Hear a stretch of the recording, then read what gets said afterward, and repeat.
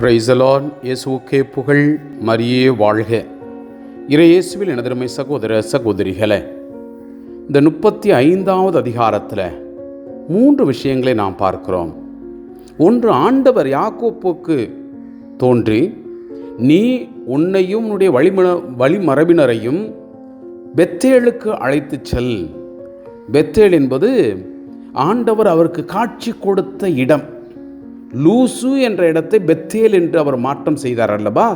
அந்த இடத்திற்கு போகும் முன்பாக அந்நிய தெய்வங்களையெல்லாம் அழித்துவிட்டு நீ என்னுடைய பிள்ளையாக வா என்று அவருக்கு வாக்குத்தத்தம் கொடுக்கிறார். அதை அப்படியே யாக்கோப்பும் செய்வதை பார்க்கிறோம். இரண்டாவது, அந்த இடத்துல மறுபடியும் கடவுள் யாக்கோப்புக்கு காட்சி கொடுப்பதையும், அவருடைய பேர் இனி உன்னுடைய பேர் யாக்கோப்பு அல்ல, இனி நீர் இஸ்ரவேல் என்று அழைக்கப்படுவாய் என்று அவருக்கு ஒரு மாற்றத்தை கொடுப்பதையும் நாம் இந்த அதிகாரத்தில் பார்க்கிறோம். இரண்டாவது, ராக்கேலின் இறப்பு. அதாவது ஆண்டவர் கடைசி காலகட்டத்தில் ஒரு ஆண்மகனை ராக்கேலுக்கு கொடுக்கிறார். அவள் குழந்தை ஈன்றெடுத்த உடனே அந்த பேறுகால வேதனையில் இறக்கிறாள். இந்த கொடிய சம்பவமானது அங்கிருந்தே நடக்கிறது. அந்த கடைக்குட்டியின் பேரை பெண் ஒளி என்று ராக்கேல் பெயர் சூட்டுகிறார். கடைசியிலே அவர் பேர் பென்யமீன் என்று அழைக்கப்படுகிறது. அதற்கு அப்புறம் ரூபன் ஒரு தவறான செயல்கள் செய்வதையும் நாம் இந்த இடத்துல பார்க்கிறோம். மூன்றாவதாக, கடைசியாக ஈசாக்கு முதிர்ந்த வயதில் கிட்டத்தட்ட 180 ஆண்டுகள் வாழ்ந்தார். அதன் பிறகு இறக்கிறதையும், புதல்வர்கள் இருவருமே ஏசாவும் யாக்கோப்பும் இணைந்து அவருக்கு அடக்கம் செய்துவிட்டு பயணம் செய்வதையும் இந்த இடத்துல நாம் பார்க்கிறோம். அன்புக்குரிய சகோதர சகோதரிகளே, ஆண்டவர் கருணை கூறுவோர் மீது என்றுமே அவர்களை பாதுகாப்பார். அதை தான் யாக்கோப்பு அந்த குடும்பத்தாரை அழைத்து பாதுகாப்பதையும் நாம் பார்க்கும் பொழுது, நம்முடைய வாழ்க்கையிலும் கடவுள் சில மாற்றங்களை எதிர்பார்க்கிறார். மாற்றத்தோடு நாம் பயணிக்கும் பொழுது கண்டிப்பாக அவருடைய பேர் இரக்கம் குடையாக நம் மேல் இருப்போம் என்ற எண்ணத்தோடு இந்த அதிகாரத்திற்கு நாம் செவிமடுப்போம். அப்பொழுது கடவுள் யாக்கோப்பை நோக்கி, நீ எழுந்து பெத்தேலுக்கு போய் அங்கே குடியிரு. உன் சகோதரன் ஏசாவிடமிருந்து தப்பியோடிய போது உனக்கு தோன்றின இறைவனுக்கு அவ்விடத்தில் ஒரு பலிபீடத்தை எழுப்பு என்றார்.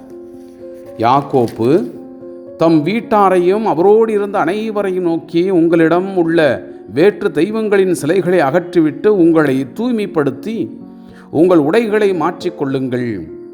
எழுந்து வாருங்கள், பெத்தேலுக்கு செல்வோம். அங்கே என் துன்ப நாளில் என் மன்றாட்டை கேட்டருளிலே நான் சென்ற விடமெல்லாம் எனக்கு வழிதுணையாய் இருந்த இறைவனுக்கு ஒரு பலிபீடத்தை எழுப்புவேன் என்றார். அப்படியே அவர்கள் தங்களிடமிருந்த எல்லா வேற்று தெய்வங்களின் சிலைகளையும் தங்கள் காதணிகளையும் யாக்கோப்பினுடைய கையில் கொடுக்க, அவர் அவற்றை செக்கேம் அருகிருந்த ஒரு கருவாளி மரத்தின் அருகே புதைத்தார். அவர்கள் புறப்பட்டு சென்ற பொழுது அவர்களை சூழ்ந்திருந்த எல்லா நகரத்தினருக்கும் கடவுள் திகில் ஊட்டினார். எனவே அவர்கள் யாக்கோப்பின் புதர்வுகளை துரத்தி செல்லவில்லை. யாக்கோப்பும் அவரோடு இருந்த எல்லா மக்களும் கானான் நாட்டில் உள்ள லூசி என்ற பெத்தேலுக்கு வந்து சேர்ந்தனர். யாக்கோப்பு அங்கே ஒரு பலிபீடத்தை கட்டி எழுப்பி தம் சகோதரிடமிருந்து தப்பி ஓடின பொழுது கடவுள் தம்மை அங்கே அவருக்கு வெளிப்படுத்தியதால் அந்த இடத்திற்கு ஏல் பெத்தேல் என்று பெயரிட்டார். அப்பொழுது ரெபெக்காவினுடைய பணிப்பெண்ணாகிய தெபோரா இறந்தாள்.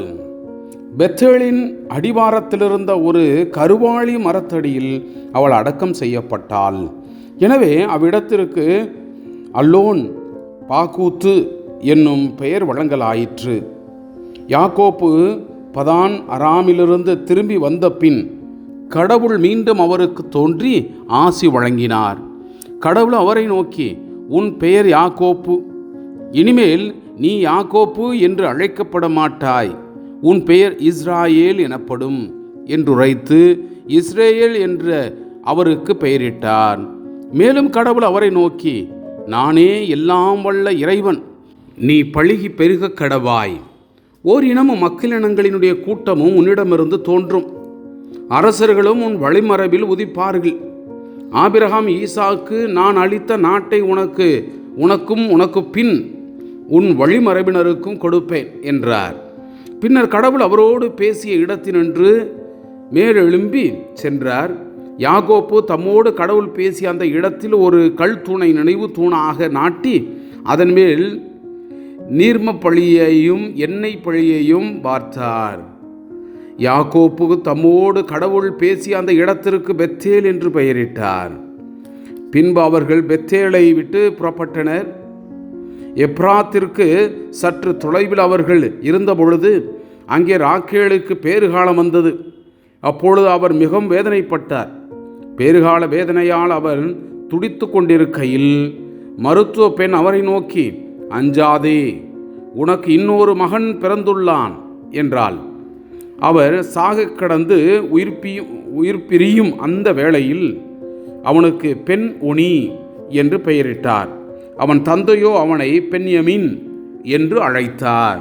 இவ்வாறு ராக்கேல் இறந்து போக பெத்லேகம் என்ற எப்ராத்திற்கு செல்லும் வழியில் அடக்கம் செய்யப்பட்டார்.